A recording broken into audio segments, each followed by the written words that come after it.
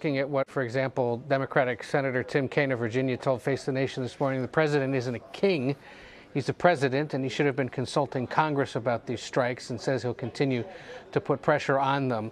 In the coming days, we're expecting to see the Senate, at least some senators, talking about a new potential authorized use of military force. It's legislation that would essentially lay out when exactly a president can use military action and against whom. Kaine has been pushing for this for years, and he's been able to convince at least a handful of Republicans to negotiate on a possible compromise. More likely than not, there would be more emphasis, more urgency for that legislation should the military action pick up again in Syria. If this was just a one-off, it may make that debate a little less urgent and therefore prolong it a little longer. Well, as you know, Mr. Trump criticized the idea of intervening in Syria when he was a candidate. This is the second time the administration sent missiles there. Do you imagine that there will be a cost politically for the president when it comes to his supporters on this issue? You know, we've seen only a small number of conservatives or Republicans or those that support the president raise concerns about military action, and that's rooted more in their belief that the U.S. shouldn't be intervening in these conflicts at all.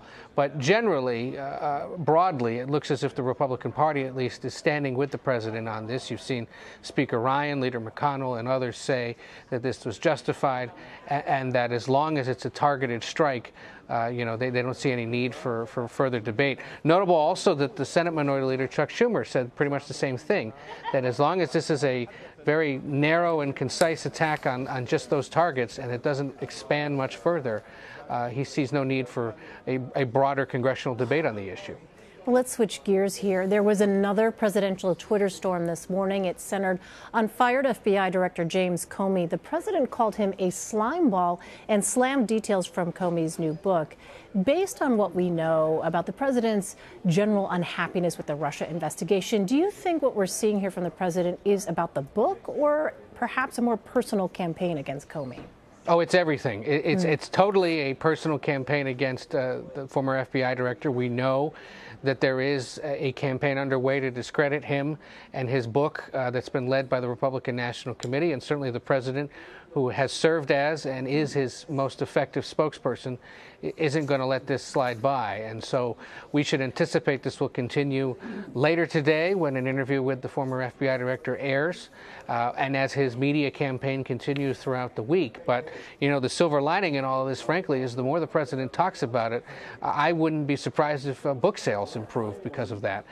You know, we've seen this in the past, the Fire and Fury book that came out from the journalist Michael Wolff. The more the president talked about it, the more it seemed to generate interest in the book, and the same may happen here. But it has to do, of course, with concerns with the FBI investigation and just a general belief that anyone who's out there trying to recount conversations with the president is likely going to draw the president's reaction, as it has again this morning. Well, President Trump also took aim at a report released Friday about Comey's former deputy, Andrew McCabe, who was fired just days before his retirement. The report accused McCabe of misleading investigators. Is that going to help the president's depiction of an out-of-control FBI? It sure does, because this is legitimate criticism now from an independent internal watchdog at the Justice Department who was probing this, and these were the reasons given for dismissing McCabe just days before his retirement.